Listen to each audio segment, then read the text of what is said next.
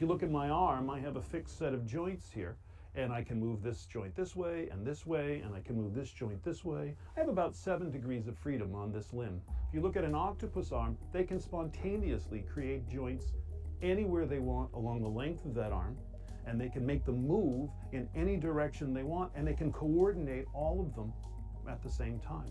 For a traditional roboticist, understanding how to control something like that is really, really challenging because they're used to thinking in terms of fixed linkages.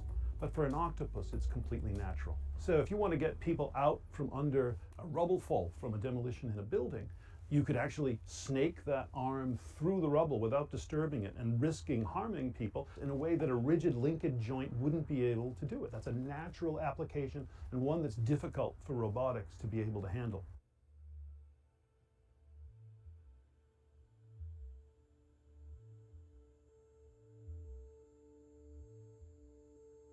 Octopuses solve problems, but they're doing it with different bodies and different brains, maybe different computational architectures. The octopus has no hard parts, yet it's able to open jars.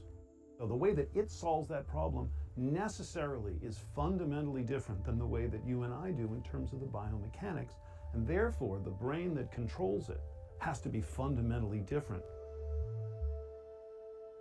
In the ancient seas, 505 million years ago, 4 million years ago, 3 million years, there were no jars for them to open. It's a novel material, and yet the animal goes up to it and figures out how to open it, even though it wasn't evolutionarily trained or prepared to do it. But we learn that the animal is very quick to adapt its behavior to novel tasks and can solve this task really, really quickly. If we are fixated on the idea that human intelligence is the pinnacle, we will make a cookie cutter out of human intelligence, and we will be stuck with our own understanding of how humans solve things as the only way to solve problems.